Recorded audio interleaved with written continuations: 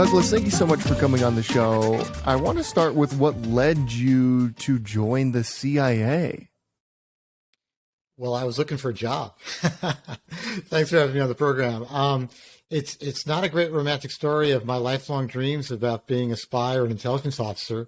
I was going to college and got bored of college and dropped out for a while to join the Marine Corps. My family persuaded me to join the reserves so that I could decide whether I wanted to spend my life as a Marine enlisted guy or not.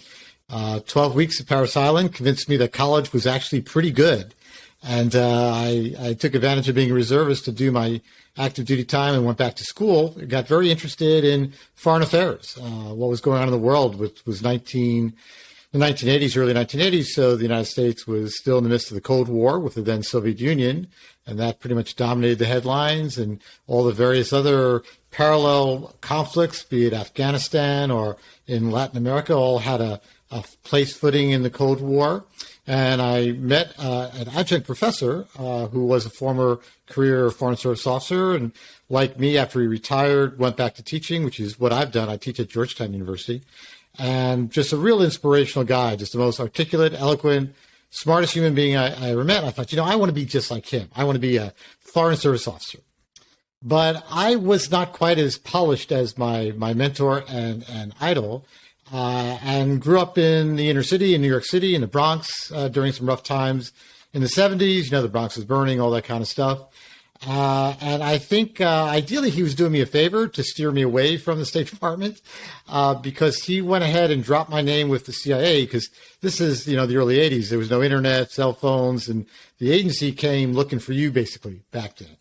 And he had mentioned me as a lead because he was in touch with the agency, having been a former ambassador. He would sometimes note possible ops leads, among foreign diplomats and such.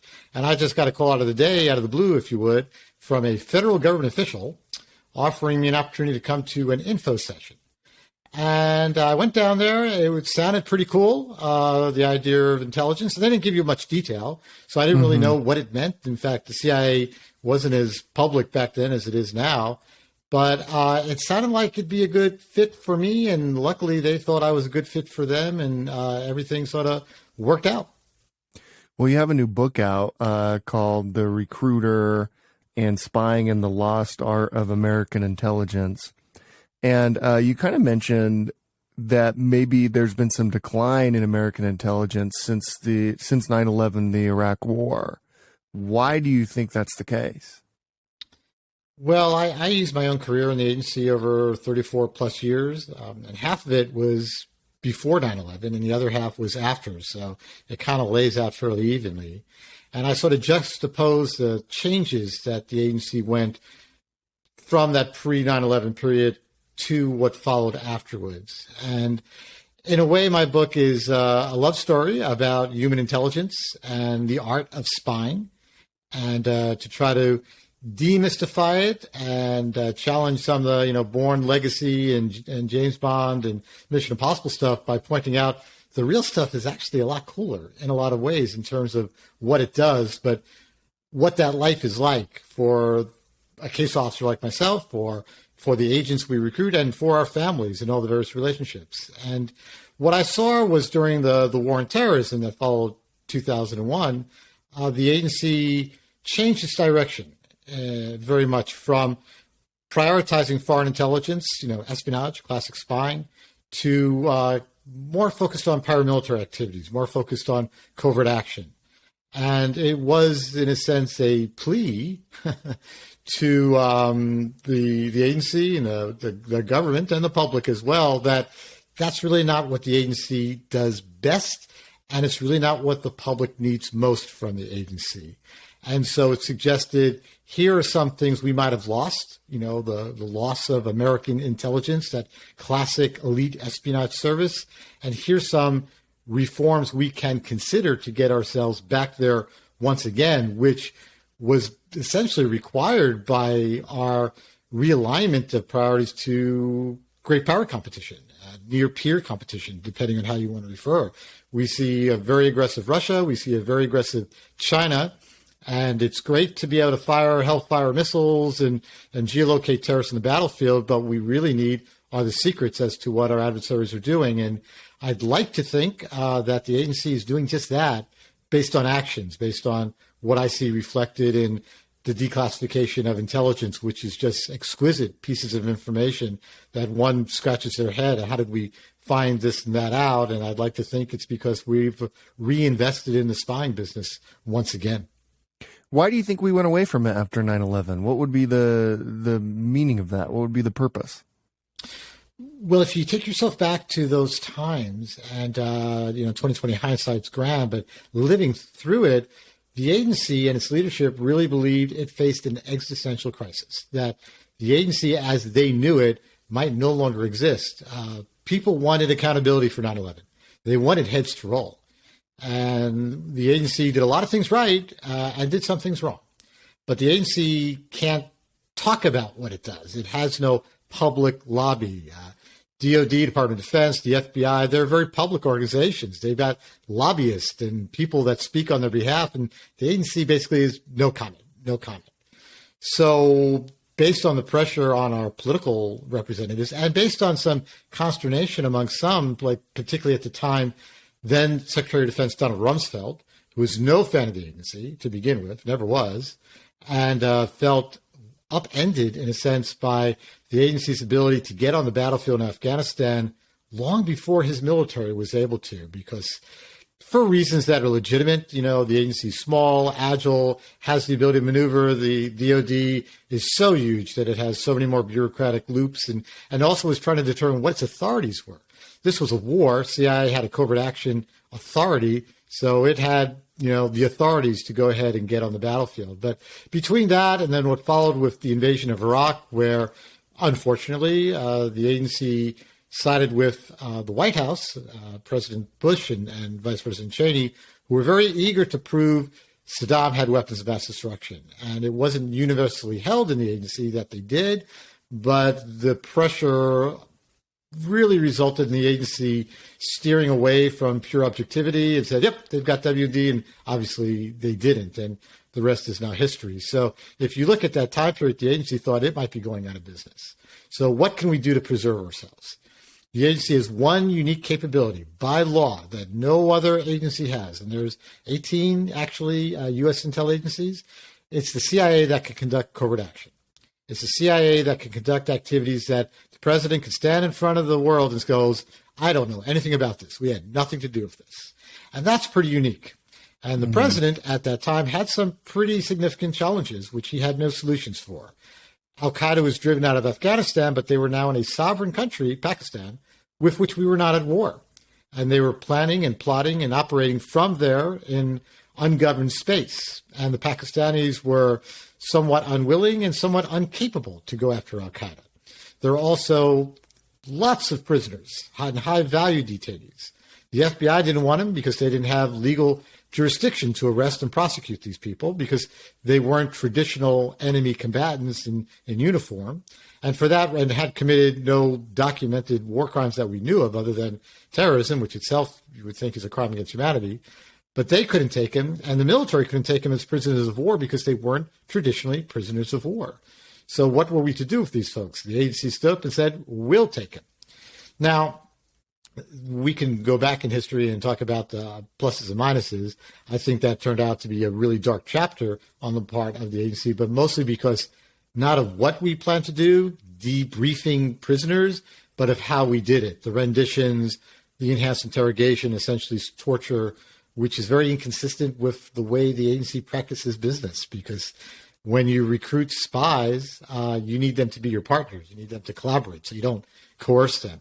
And even when we get into a room with a detainee, we try to find a way to incentivize their cooperation so that we could put some faith in what they're telling us. So for those reasons, the agency got heavily into the covert action business because it was our bread and butter. It was our source of support from the White House. It was our means of resources from Congress for our budget. And that nurtured a different culture.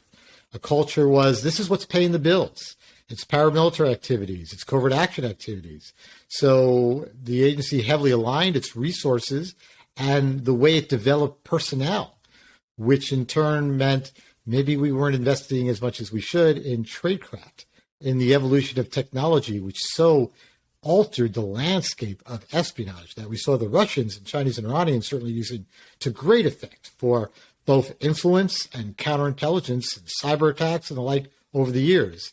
And I think we got very comfortable because it was rewarding in a way, but it also didn't exactly set us up for success in the latest chapter of what is our priority for U.S. national security. And that's sort of a return, because I think great power to competition is just restating what, maybe another variation of the Cold War, if you would, of dealing with enemies that truly are existential threats, truly can use weapons of mass destruction to destroy our country. So I'd like to think we learned those lessons and we are getting back on the right foot.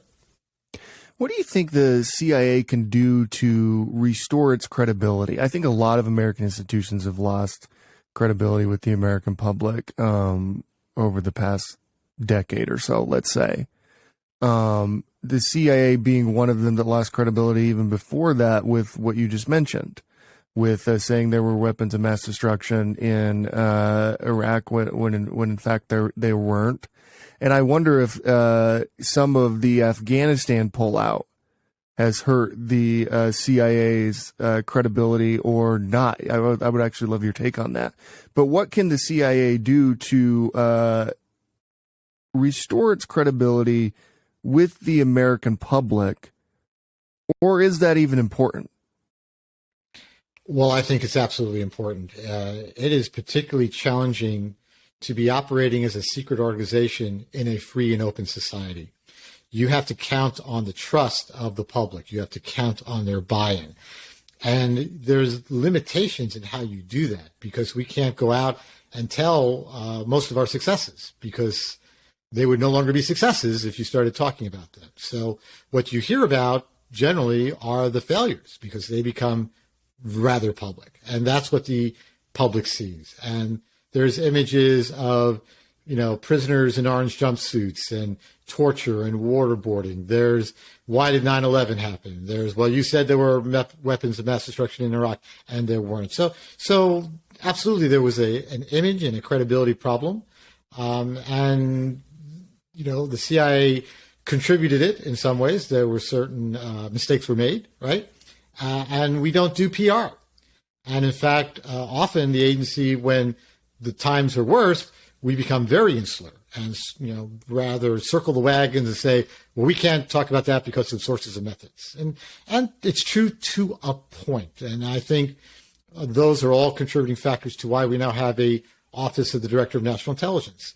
A major part of the DNI's job is to provide transparency to the public. It's to be the window through which the public looks at all U.S. intelligence agencies, to be reassured that they are held accountable for errors, reform when they need to, and are doing good things for the right reasons. So we see the DNI office, and not just under Alvaro Haynes in this administration, but in past, putting out declassified reports, basically showing the public, here's what the IC is doing, and here's where we're having some success, and here's what we're most worried about. Fast forward to today, in current times, I actually think Afghanistan, the final chapter, and then in turn Ukraine, have facilitated the agency's ability to try to resurrect some of its credibility with the public. Afghanistan, we could spend a lot of time talking about Afghanistan. Whatever went wrong, certainly I start with policy in terms of what we were doing and why and what our goals were. But the agency did pretty well for itself, at least as it was reflected in public, in getting a lot of people out.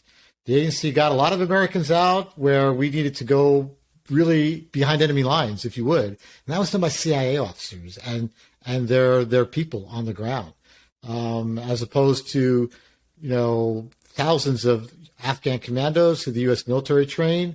The agency pretty much got its partners out, as well as any agents that were in jeopardy. And to the extent that it was discussed in the press, and in some cases the agency allowed some limited exposure to kind of show here's what we were doing and why, that was rather positive. And even initial suggestions that, there was an intel failure because the president didn't know how bad things were going.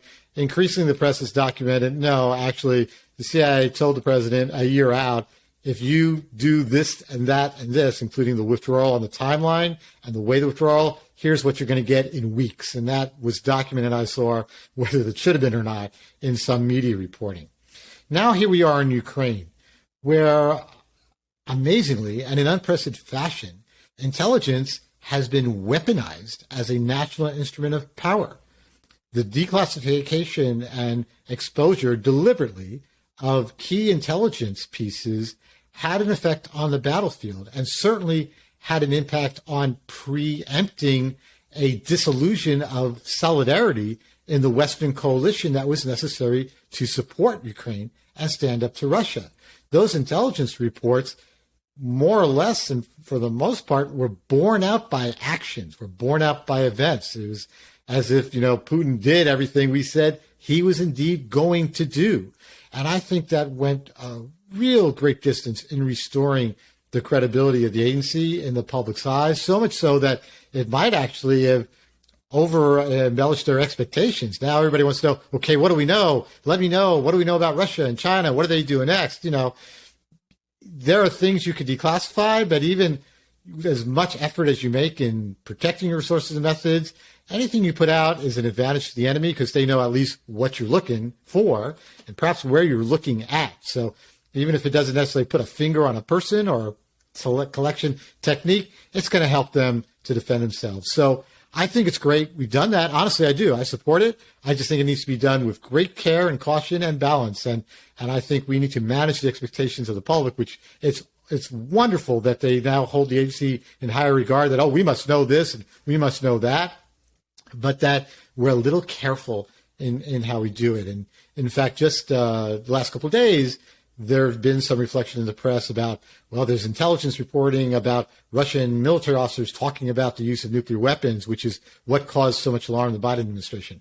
I would suspect, since we haven't seen a declassified report, but we've seen a spokesman for the U.S. government kind of addressing those reports and then going, but I can't go into detail, tells me that that was deliberately put out there for the same purpose, but it allowed them to not have to declassify a report, but just put out some vibrations, if you would, to have the same impact. Well, yeah, I want to go a little bit deeper on the situation in Ukraine. I mean, the kind of the way it's being painted right now to us is like Putin's kind of a madman. Who knows what he'll do? He could use nuclear weapons to do. What is your take on this guy? Because I've read some things that you've written about him. I don't think you believe he's a madman. No, I think he would like us to believe he's a madman. Yeah, but he's not. I'm a Russian speaker. I spent lots of my time in the agency chasing Russians, Soviets before, and then Russians thereafter, and particularly those of Putin's generation, those who came up in the KGB in the 70s and were out in the field in the 80s, where I was, doing my early tours, and obviously our priority was during the Cold War, the Soviet Union and counterintelligence. So Putin has a calculus, and a calculus that I argue is rather consistent and predictable. It's just not the same calculus that we have. It's not necessarily the way Americans or even Westerners in general look at the world or look at what our priorities are. So Putin was nurtured, if you would, in a society where he was rewarded for supporting the Communist Party even before he joined the KGB. Clearly, people the KGB went out and spotted and recruited were people that they tasked against fellow students, be informants, prioritize the party, show that's where your first loyalty, because the party is the center of the universe. It's the moral righteousness, and everything that we do must preserve that ideology so that we can preserve the greatest traditions of greater Russia than Soviet Union. And you are the cream of the crop. You are the elite of the elite as a KGB officer, and you're working to protect us from the morally decadent and valueless West, the elitist West, which has set up these rules of order designed to punish and prevent Russia from achieving its right place. So you've got a guy who grew up with this ideology, who's now an intelligence officer, who's conditioned to identify and exploit weakness, to never show weakness himself, to always embellish his strengths, to in that way back people down who might otherwise challenge you and be threats, and to pursue a sort of utilitarian approach that do what is best for you, in this case also the party. So Putin's not been shy about telling us what he wanted to do for these last 20 years. You see these deep dive investigations, and Putin said this and did this. Well, believe him because that's what he meant. This whole I looked Putin in the eye and saw his soul. You didn't. But he's not a madman. He has a very calculated approach. So I think it's important for us as Americans to understand, look, we need to look at the world the way our adversaries see the world in order to understand them, to anticipate them and counter them. So, while I appreciate, we need to negotiate, we need to find him an exit. Yeah, maybe if you're talking about another American or European or whatever, but Putin sees that as weakness. And when Putin sees weakness, he doubles down. When Putin feels weak, he doubles down because of what he feels threatens his position by showing or exhibiting weakness in any way. So it's really strength and consequences. Putin does understand that. He's not a madman. He understands practical consequences.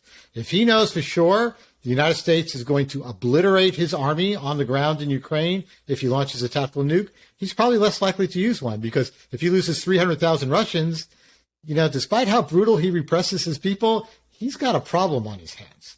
And I think we've seen reflections, at least by former U.S. officials like former CIA Director Petraeus and former defense secretaries, that's largely the playbook. And Biden has said that himself. If Putin uses a nuclear weapon, he's going to face catastrophic consequences, but we're not necessarily going to use a nuclear weapon in kind.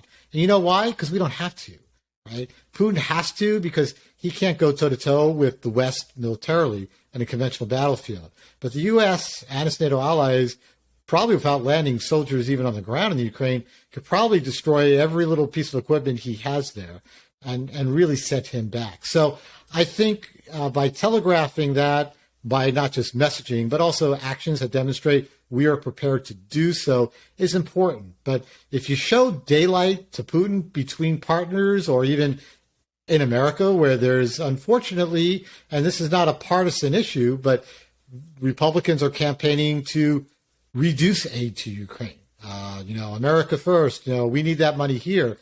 But to protect America, we need to stop Russia there. Otherwise, the consequences for a subjugated Ukraine mean a subjugated Poland and Hungary, and we start rolling into NATO. So it's pay me now or pay me later, and pay me now without the expense of American blood, God willing, that we could do it the way we're doing it now. So again, it's about making sure we get into the shoes of another to understand their world and then act accordingly. I actually think it'd be useful if you could give us your assessment on what led to him invading Ukraine. I don't know if it's as simplistic as we're reading about or hearing about from the media.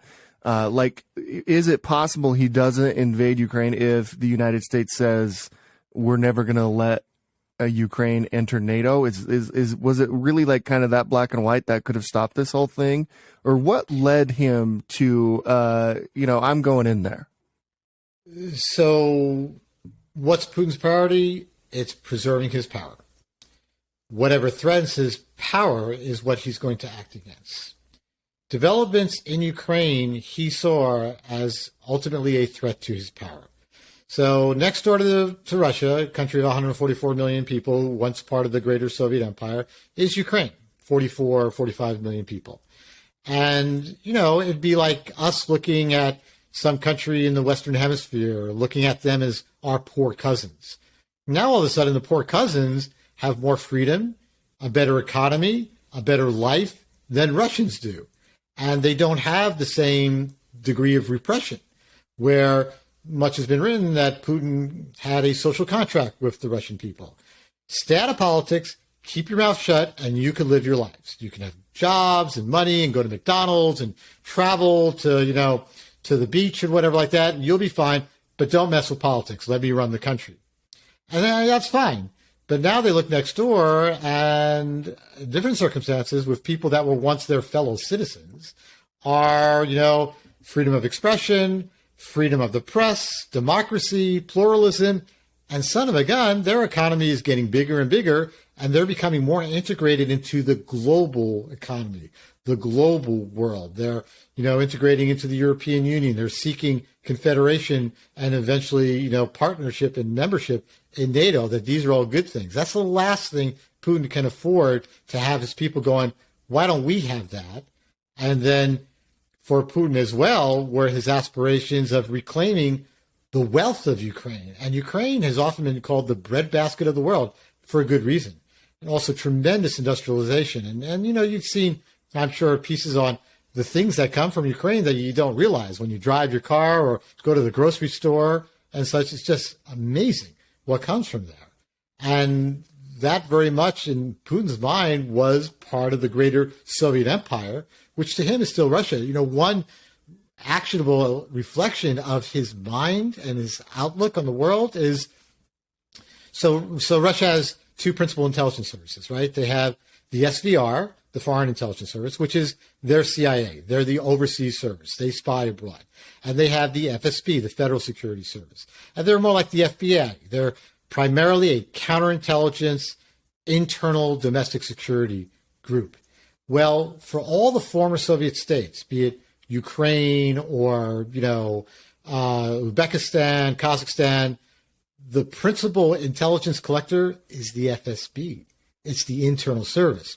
And that was Putin's design when he became director of the FSB in the late 90s, because he sees those countries as still being parts of his country over which he's going to institute and wreak control. So I think it was inevitable that Putin had designs on Ukraine.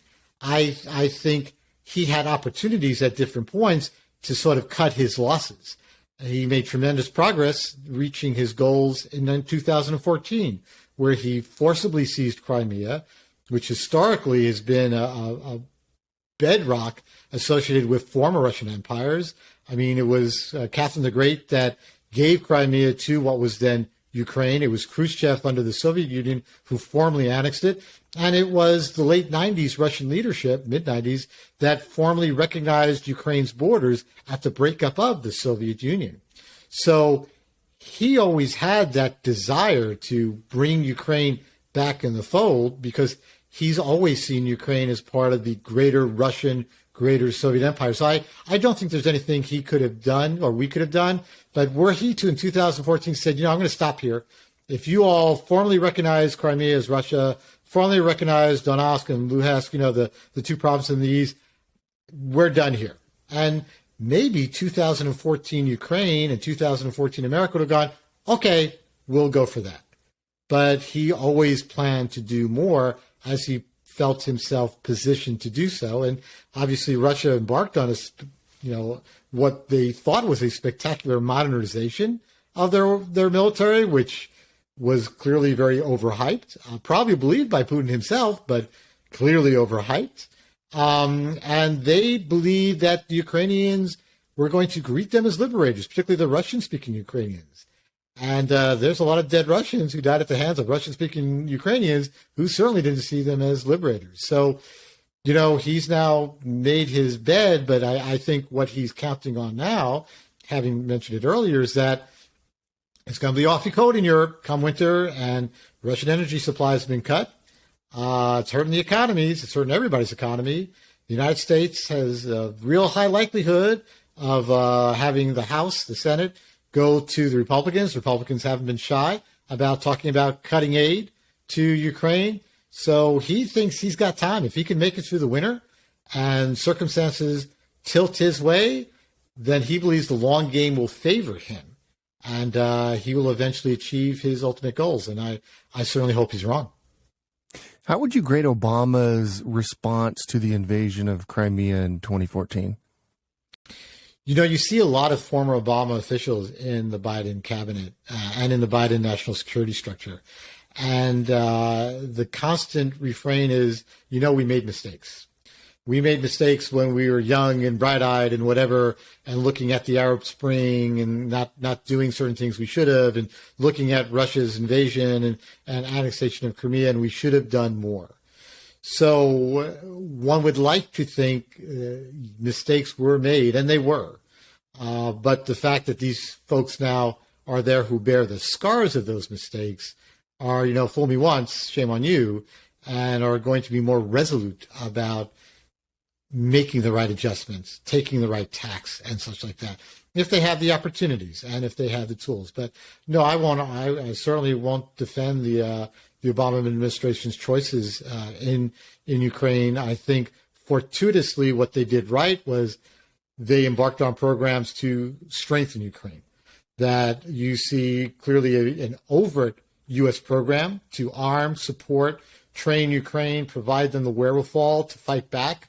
And there are reflections of covert support to Ukraine's military and intel and security services to give them the capacity to withstand a Russian invasion of, beyond where they were, and to, if need be, fight an insurgency that would ideally bleed the Russians into withdrawal.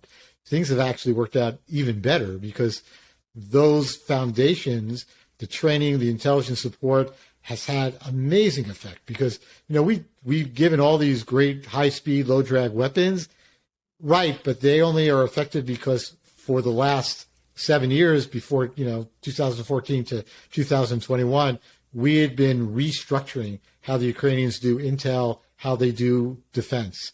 And that's what prepared them because what we see are amazing tactics on the battlefield. It's using these weapons with creativity and such that, I'd like to have us take some credit that we taught them, but also their own innovation because they're the ones on the ground. And I got to tell you, nobody knows the Russians better than the Ukrainians who lived next to them for thousands of years.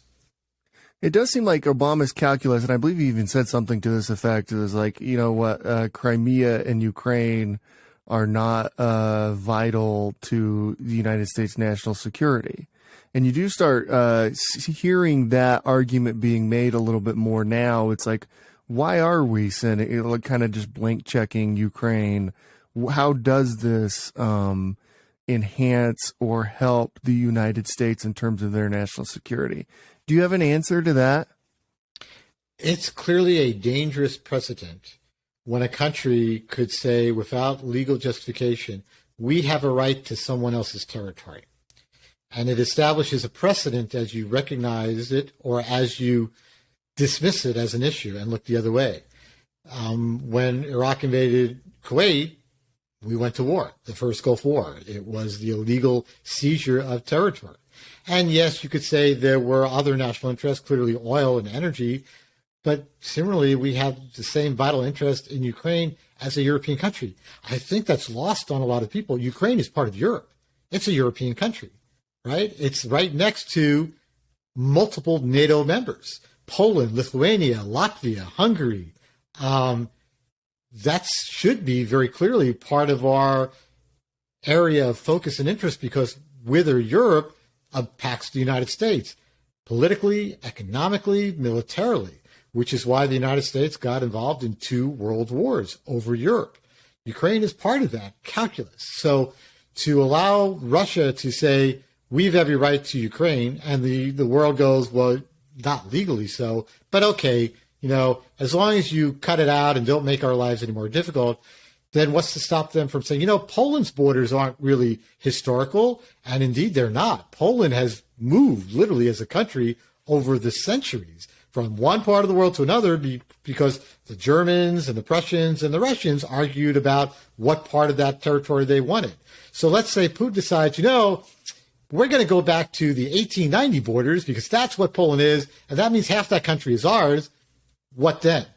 So I think if you allow Russia to have this unprecedented, permission to basically go where they want, then you're looking at Lithuania, Latvia, which were parts of the Soviet Union. And again, Putin go, they're parts of the Russian Empire, so I'm going to go there too, by the way.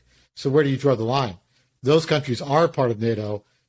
There's no doubt, Article 5, we're going to war.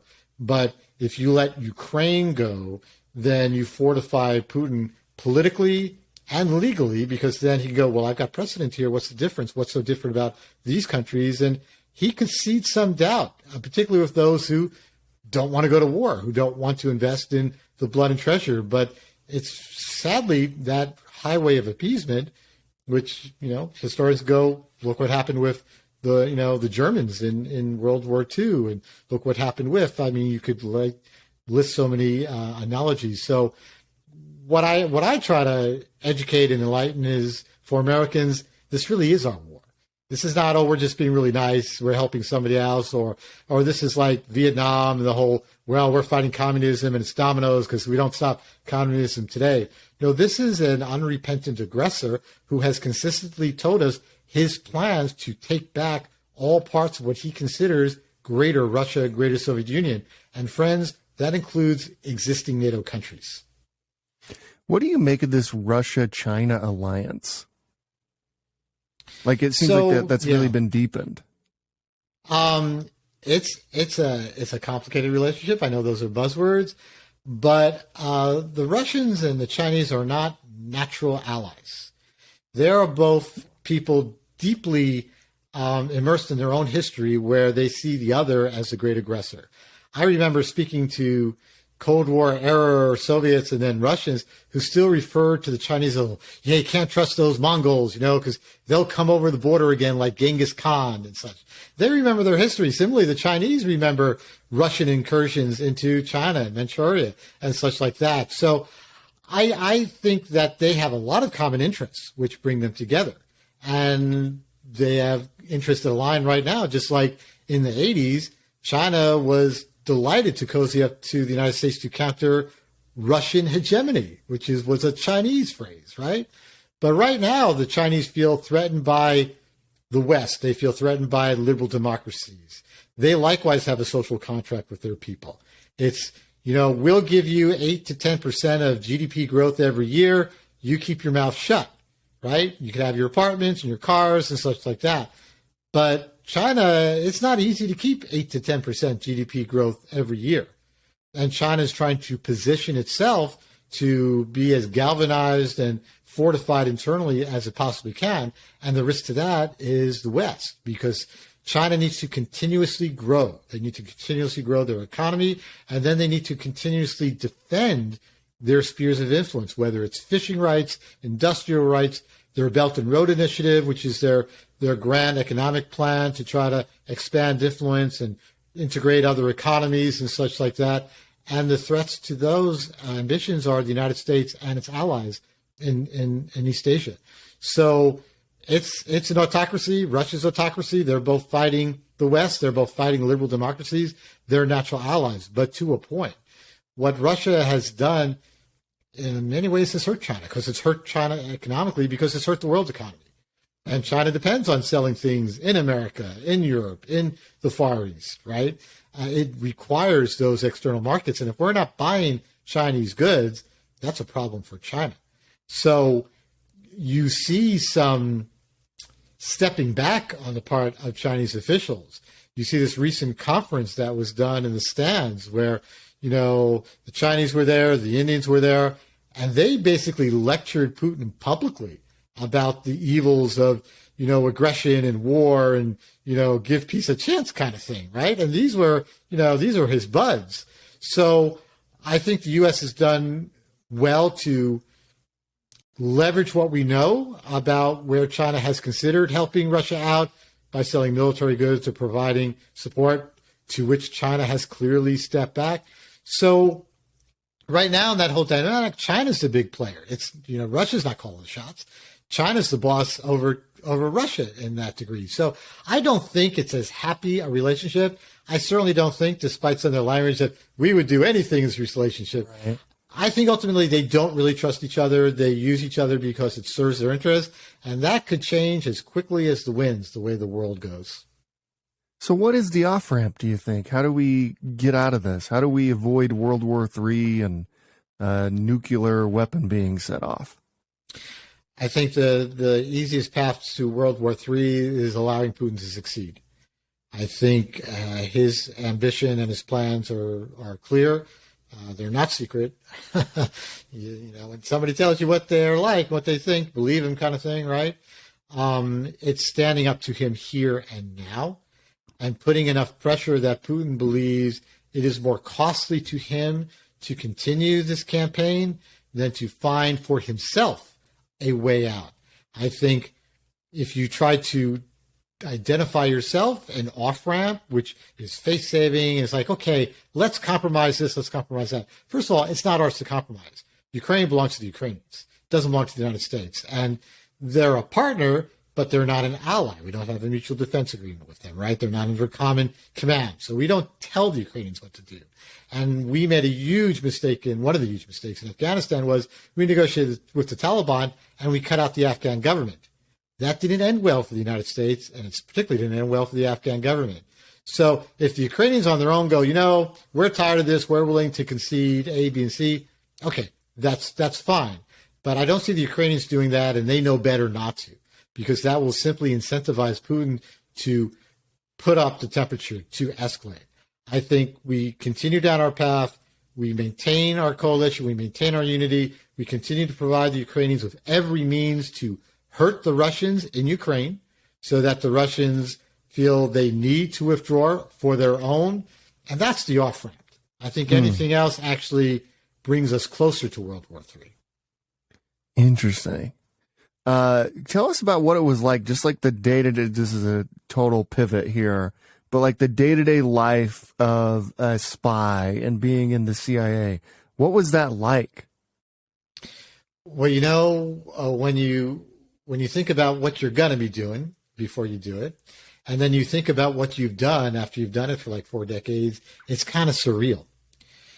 Because, and I speak specifically to being a case officer, to being, spy, undercover, stealing secrets, recruiting spies, that sort of thing. You're living a fabricated story, but the fabricated story becomes your reality.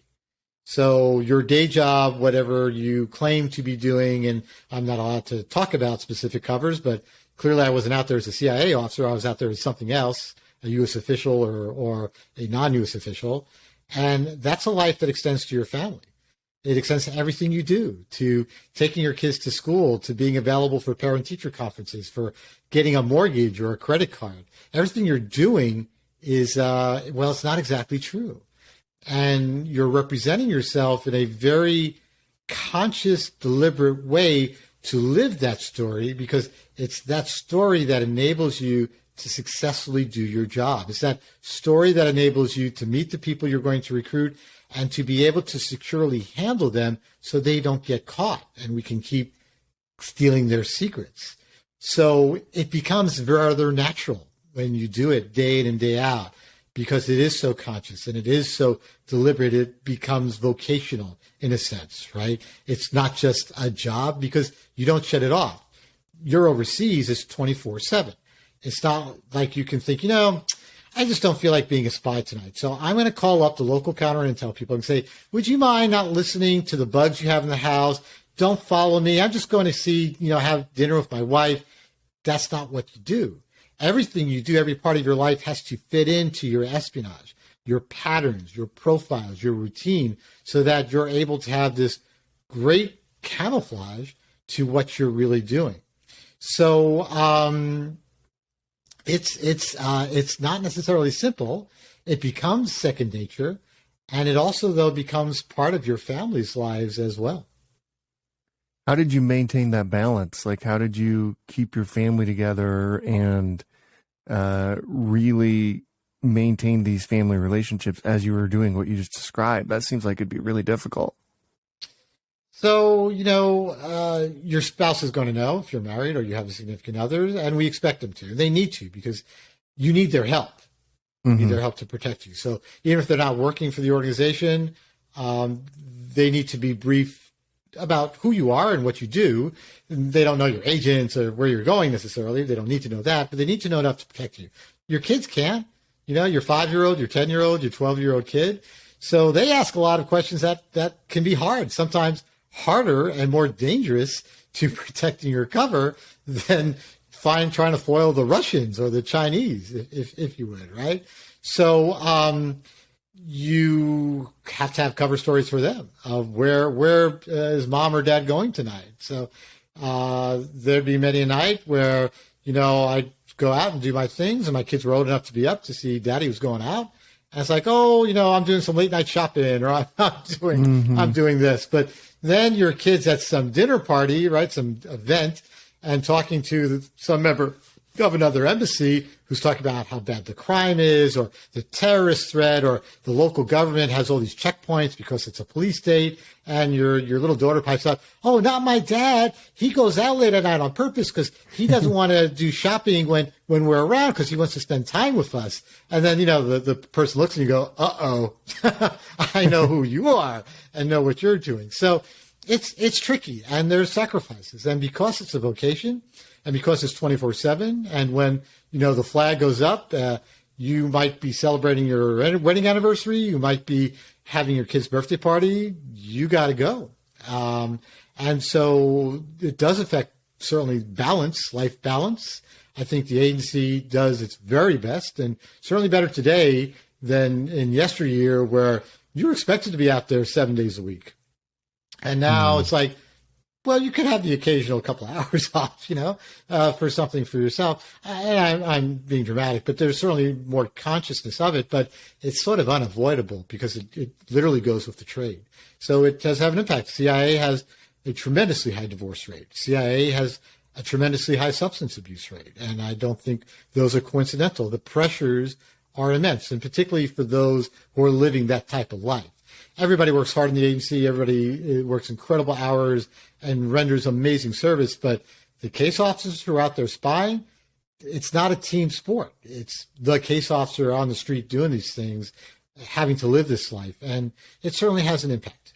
But all that said, and a second marriage later, I'll confess, I wouldn't trade it for anything else. I think the contributions an individual can make as an intelligence officer, and particularly as a case officer, are so outsized from what you might be able to do elsewhere. I mean, you're not curing cancer or the cold, but you're stealing the manuals of the latest Russian missile so that we could defend ourselves. You're foiling a terrorist plot which was going to blow up a school, a hospital, or what have you.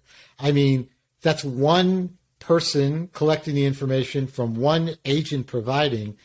It's just amazingly consequential and very rewarding. What did you learn about leadership as you observed leaders in various countries, as you worked obviously your assessment of Putin, who is a leader, what makes a great leader? What makes a bad leader? Wow, that's a really good question. And I'm looking inward because I've certainly had both working for good leaders and bad leaders. And I've certainly worked so many years overseas in societies where, they were autocratic societies. They weren't democratic institutions. And you see what the trickle-down effect on leadership is in all the institutions of state and all the various people.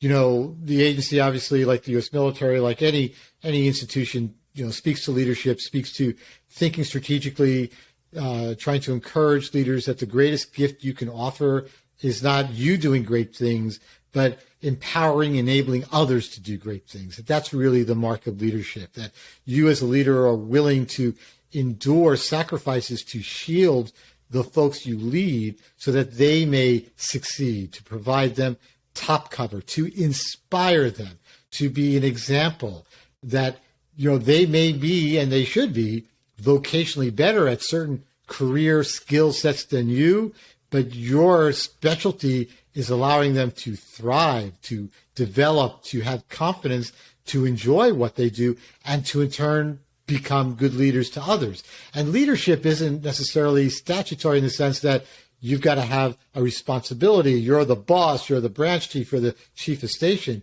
Leadership is by example.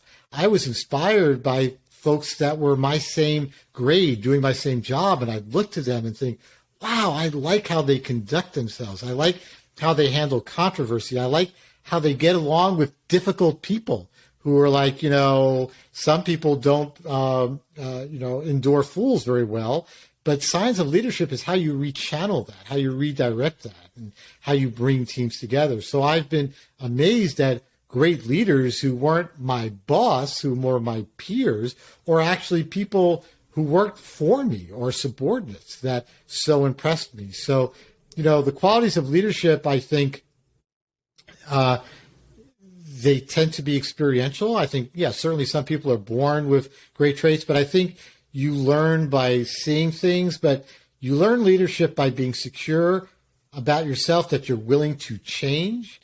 You're willing to be accountable for when you make mistakes instead of like, oh, I'm the boss, so everything I do is great. And sadly, we see that. The emperor has no clothes. You can't tell somebody that maybe there's another way of doing things. A real good leader wants to hear the alternatives, wants to exhaust the options.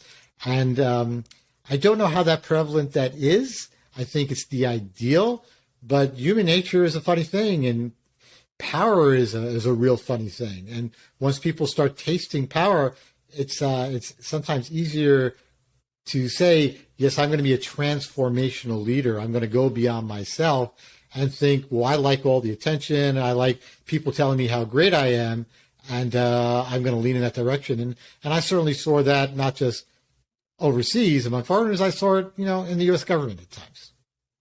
By the way, you've got like such a great spy name. Douglas London is like the perfect, it's like right out of a novel. And speaking of novels, or you didn't write a novel, you wrote a book here about your experience in the CIA. What was that like? What was the process of writing the book, and why did you feel like you needed to get that out there?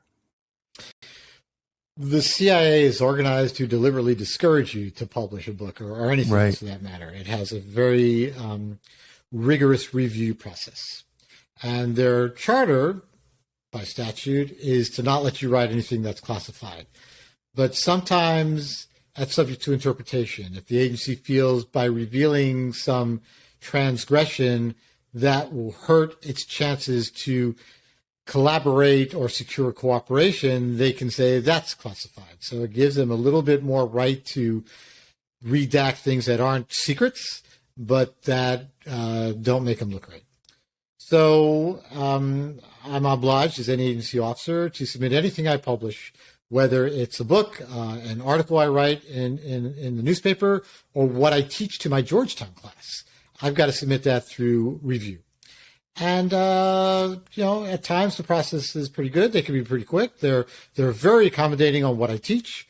They're usually indulgent on what I write in, the New York Times, or the Wall Street Journal, or Just Security, or one of these other media publications. They are not as accommodating on books, and particularly when they see it as a tell-all, when they see it as embarrassing and exposing. So I actually did fairly well, all things considered. I sent in my manuscript, and I wrote my manuscript with care because I didn't want to compromise any secrets either. I mean, I have an obligation not just to my country and the Constitution, but to the agents with whom I've worked and who I'm obliged to protect them forever. So there's certainly nothing I want to do. And I had actually very little difficulty with the anecdotes because my book is largely a lot of anecdotes, and they're spy stories, right? They're war stories. And as long as I was very careful, I didn't mention what country it was, and I didn't, really identify the agents so that they could be exposed, they were actually pretty good about those stories. What they didn't like is the internal business, how the agency made decisions, leadership issues, mistakes we had made, accountability problems. That's where they took a finer hand, and there was a lot of negotiation because they would send me back redactions, and I would negotiate some, and I won in some cases, and in some cases I didn't. And the agency allows itself to say, well, yeah, even though that's in a newspaper and you've sent us a newspaper article, which in a court of law means it's no longer a secret. It's been revealed to the public. And we've seen that in court cases, which is why the agency never goes to court on a publication. It just never has because it never wins, right? It tries to intimidate, negotiate, threaten, but it doesn't go to court. So I would send supporting documentation that, oh, well, this episode was featured in these newspaper articles or this book. They go, yeah, but we didn't authorize it. So since you're a former agency officer, you can't speak about it. So there was some negotiation. And the process took me an initial term of about 4 to 6 months, and then another 2 months thereafter where we negotiated parts of the book that we went back and forth from. So, 8 months really isn't bad for the CIA. I've got colleagues who've had books for a year. I've had colleagues whose books have never and will never be authorized because the agency is just literally putting its foot down. And I have colleagues who went to court. Nita Bakos went to court for her book, I think, and one or two others, and their names escape me, senior moment, who went to court, and the agency went, okay, fine, go ahead, right? Because they can't afford to do that. I wrote the book. It really wasn't my intention to write a nonfiction work. It wasn't my intention originally to write a book at all. But I left under circumstances that I would have actually preferred to stay. I mean, 34 plus years, and I still want to stay. I'm a glutton for punishment. But I loved what I did. I loved my colleagues. I loved the mission. And I loved what I was able to contribute, where I knew I could do that nowhere else. But it was hard for me under the administration at the time. This is, 2018, I made my decision. I retired in 2019. And I felt that it was hard for me to do my job effectively at that point. And it was hard for me to look myself in the mirror for some of the things I had to go along with. So I had to leave. And then I was, you have this period of time when you leave a career, right? Whatever you've done, you've been a longshoreman, a truck driver, a doctor, whatever. And you go through this period of reflection, don't you? It's like you're thinking about it, you're reflecting about it, and you have this angst maybe. And so I decided, I'm going to take this angst and I'm going to write a story, but I'm going to write a novel because I want to write something that the agency will clear. And if I make it fiction, I could sort of speak to the issues, good and bad, without doing anything that would endanger my ability to get it published. And I struggled. I struggled to write a novel because I'm looking at my own experiences and I'm looking at my own stories. And I'm trying to find what is a fair fictional parallel. And I found myself writing out anecdotes, actual anecdotes that had happened to me in my career. And I looked at them and I thought, those are powerful in different levels. Powerful in teaching people, and not teaching, that may be unfair to say, enlightening people to what the world is really like and how important espionage is for them. While you sleep at night, the CIA is protecting you. And I really believe it does. And giving people an appreciation of that. So I started writing anecdote after anecdote, and eventually it's like, this might work better as nonfiction, particularly if I take great care and caution. And as I said, pretty much none of my anecdotes of spy stories, recruiting an agent, hailing an agent, nearly getting blown up or shot or whatever silliness I experienced in my life, they were pretty fine with that.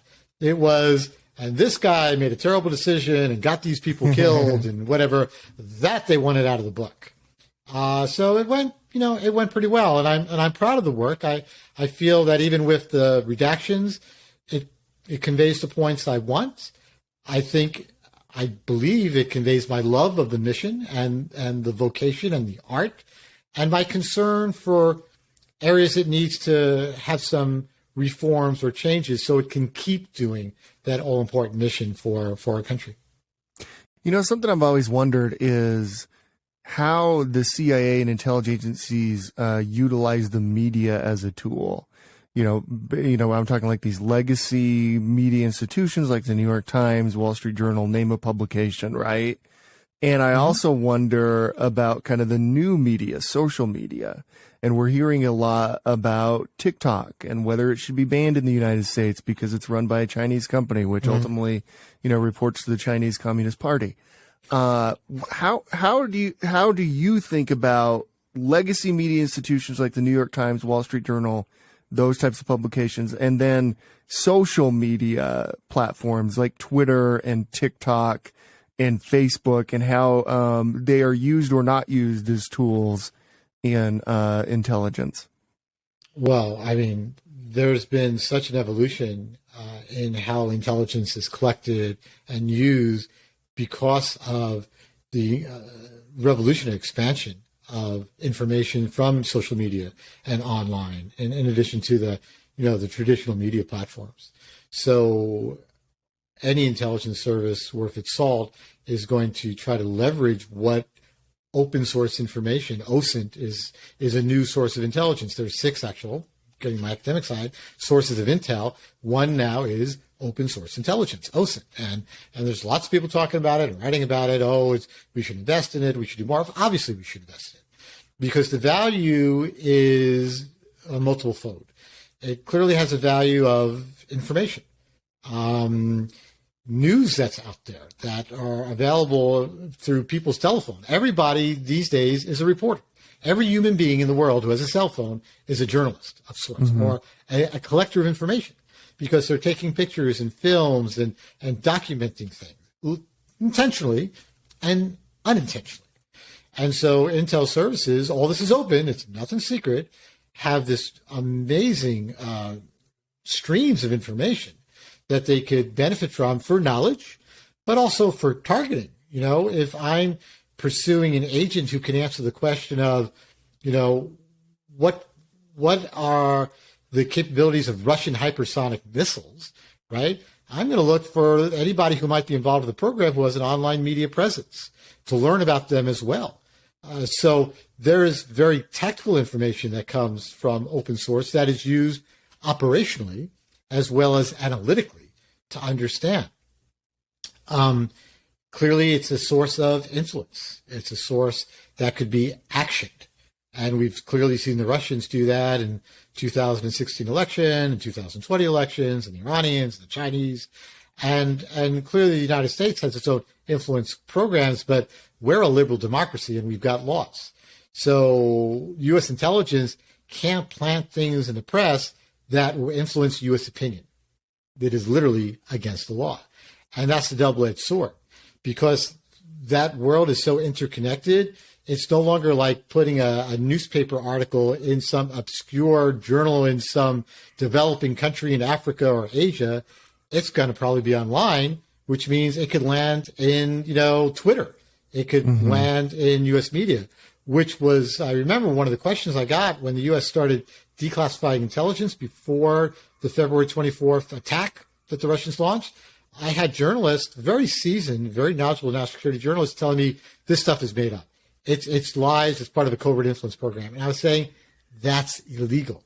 The United States is not allowed to put out that information that is targeting a Western audience. It's targeting an American audience, targeting our allies, right? Our NATO partners and such like that. But we could message. So if we're putting out the truth, the State Department puts out the truth. The CIA could put out the truth. That's messaging with my quotation marks, right? And stuff like that. But it's true. It's not, it's not made up. It's not fabricated.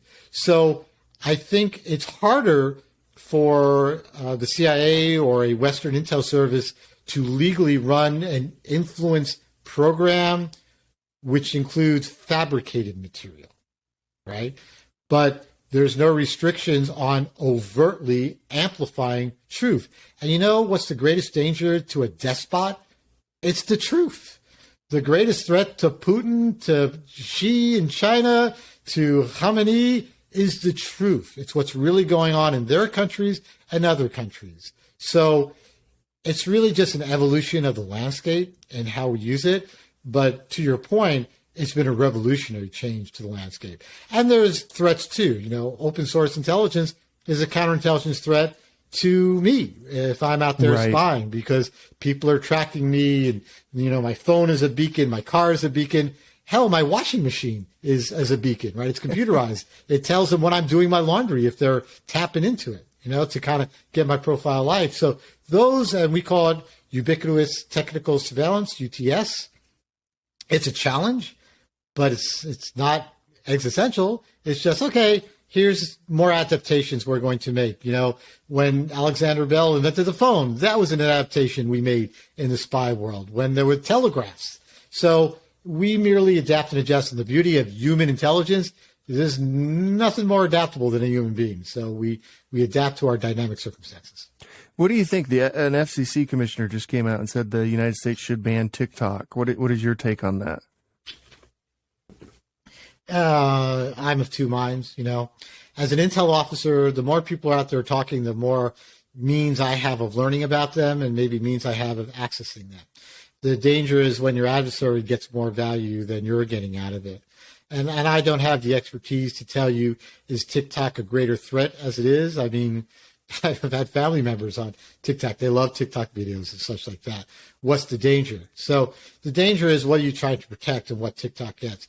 You know, Chinese software, their involvement in the software world, Russia as well, they've infiltrated through commercial software so many different backdoors and means.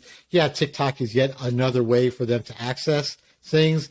It's probably about being smart online. Most cyber attacks are phishing, you know, catfish, right? Where they send somebody something that you're tempted to open, which you really shouldn't open.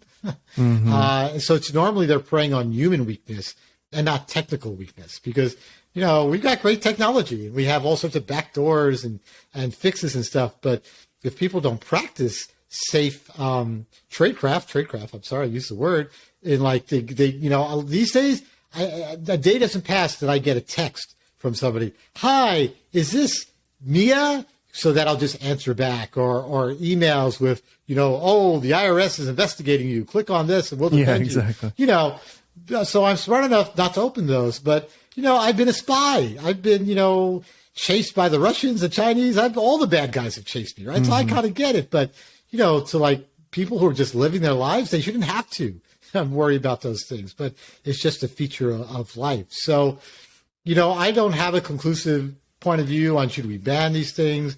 I think it's a real double-edged sword. I think we should certainly educate. I think the more we educate the public, and there's a great role for the DNI, right? You know, being that transparent conduit, then more people will get smarter about how they use all this great technology we have available to us. Douglas, thank you so much, man. What a fascinating conversation, and it just flew by for me. As like your experience and your take on things that are happening in the world is so valuable to me and to this audience. Thanks for coming on. I highly recommend everybody get your book, The Recruiter: Spying in the Lost Art of American Intelligence. Douglas, thank you so much. I'm sure we'll talk again at some point, but what an honor to be able to spend some time with you today.